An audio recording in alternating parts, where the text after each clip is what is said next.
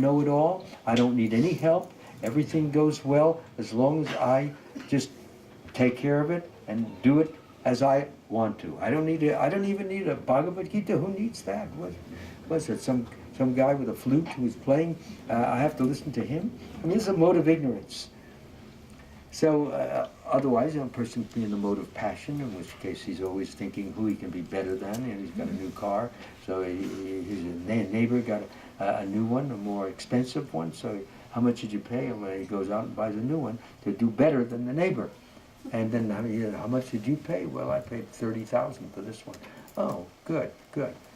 I'm trading mine in to get a new one now. So that people can look at me, they can adore me, they can applaud me, they can think I'm wealthy, I'm powerful, I'm successful, and all these wonderful things that, if we remember, we go to hell with. Okay? It's a fact. You think, I'm so successful, I'm so glorious, I'm so knowledgeable, I've got it all, he's got nothing, and then he makes me feel like I'm nothing, well, I'll show him. This is mode of passion. Completely mode of passion. We don't want that. Besides, even if you're better than somebody, what does it matter? You know, you're going to die one day. And what is your betterness going to do? When you're dead, when you're in the ground or cremated, what are you going to do? While you're in a spirit, ghostly form, you say, hey, I was better than you. I was better than you. You think he's going to hear it? You think he's going to care about it? He won't even, doesn't even know you exist anymore. So well, the only one we have to think about is Krishna, who is always better than us. That puts us in a humble position. Krishna is big and I'm small. Now, I may be small to Krishna, I may be bigger to him, and she may be bigger than me, and but who cares? We'll all be dead and nobody's going to care. Again, the ghosts are, hey, I'm better than you. Or the two ghosts get together. I was better than you. No, you weren't. I was better than you. And for eternity, they're arguing who is better in their ghostly form. Horrible. Most unfortunate. Rather, they should just always realize that Krishna alone is best, greatest, highest, supreme. And if we have that in mind, that's the only thing that counts. And if you're doing better than me, I applaud you. I admire you. I don't envy you. There's no need to envy you, because if Krishna wants to make me better than you, well, you better start saying your prayers. Because Krishna is in charge. He's the one who calls the shots. He's the one who enables us to do very well. And, okay, so I wanted to make this point. Yeah, okay, if you want to change this, that's... No, this is fine. How's that? Yeah. Is that okay? Yeah. Thank you. By the way, when you edit, make sure this gets cut out. People must see only my good side. You know, you want them to think that you're perfect. Ha ha. Big joke. You know the truth. So anyway, the important point is that we have the greatest opportunity, the greatest challenge, and the greatest need to share this holy name and understand the holy name. Hit me in the back. And understand the holy name, and so we can explain it to others, because everyone in this world is experiencing some degree of anxiety, uncertainty, doubt, stress, worry. Everyone has this. Why? Because they're identifying themselves with their physical body. And we all know that the body can die at any given moment. And so if we feel in any way threatened or upset or disturbed or challenged, we get scared, because nobody wants to die. Even though we know it's a necessity, you can't avoid it. Nonetheless, nobody wants to die. And you know why nobody wants to die? Because in essence, in reality, we never die. The soul never dies. Only the body dies. But if we're identifying ourselves with the body, then we're thinking, I can die. But because we are souls, and although we may not even know that, but as souls, we want to make this body live forever.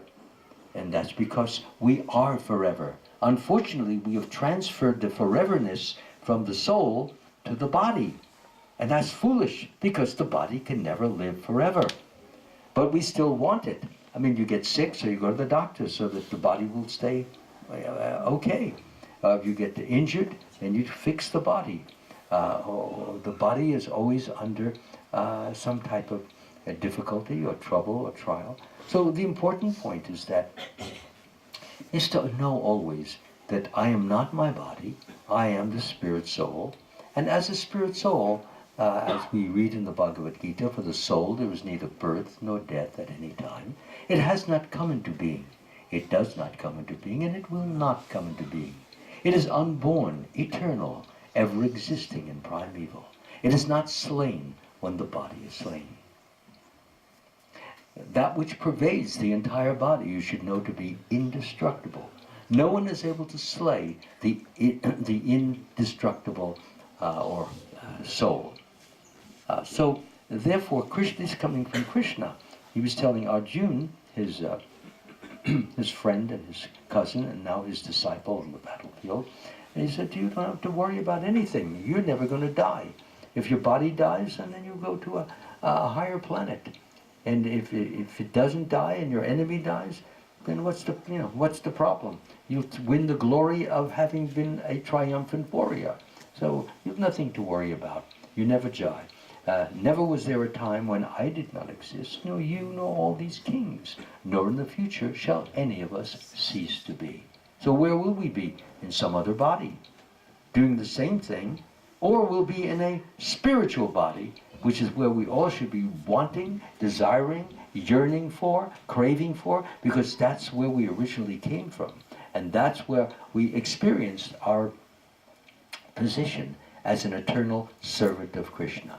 However, at some point in eternity, we began to wonder, what is it like to be like Krishna? Krishna is getting all the adoration. Krishna gets all the applause. Krishna gets all the celebration. He gets all the glorification. What am I getting? I'm just serving him, like that. So when a person begins to think like that, and he doesn't appreciate the blessings, the bliss, the help, and the pastimes of Krishna, which are so memorable and so precious, and he begins to lose the value of all of them, and he starts to take them as just ordinary, well then he may want to, or she may want to exercise her independence. We all have independence, and we can use it in two different ways. We can use it to serve Krishna, and we can use it to serve Maya. If you want to serve Krishna, that's the best, because that's like a fish in water. But if you want to serve Maya, that's like a fish out of water. We've all seen fish out of water, flip-flopping. What are they flip-flopping about? They want to get back into the water, because why? They're suffering, okay? So generally speaking, before leaving the spiritual world, before this compulsive, obsessive desire to want to feel what it tastes like to be a lord, what does it feel like to be honored, to be looked up to be bowed down to be able to order, hey, do this, do that, or hey, look at my fame, look at my movie, look at my statue, look at my what do they call that anyway, certificate. Look how important I am. Look how I'm up there. Hardly anybody in my family earns as much money as I am. I'm really rolling. I'm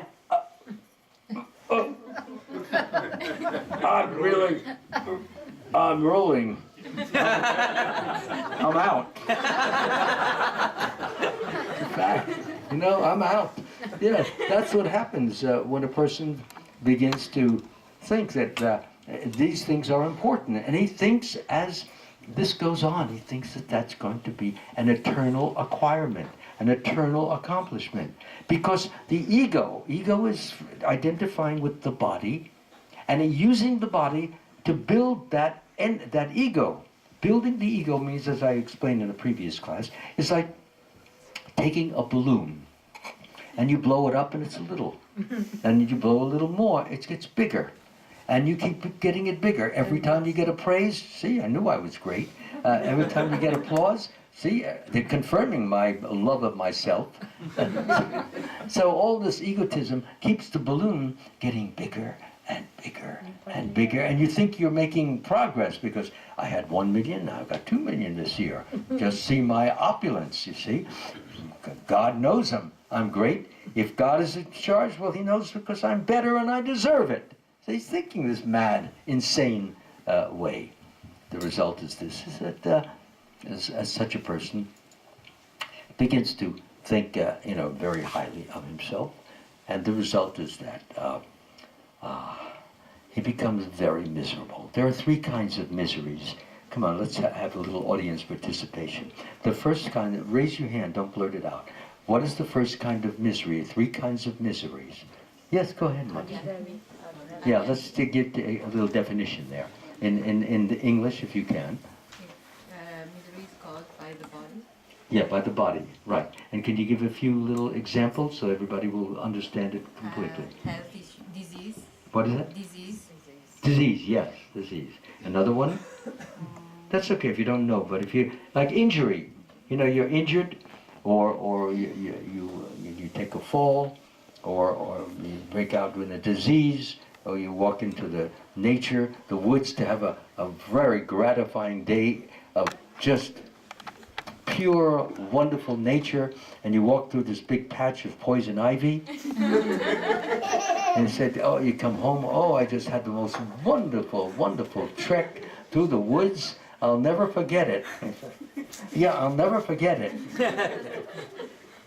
So after a while, there's anybody here ever had poison ivy? And back east, it's very common.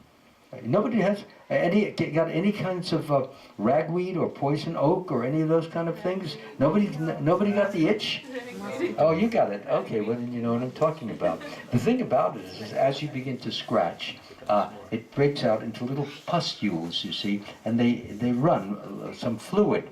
So if you touch it with your hand and by accident you touch somebody on the arm like that, he starts to scratch also.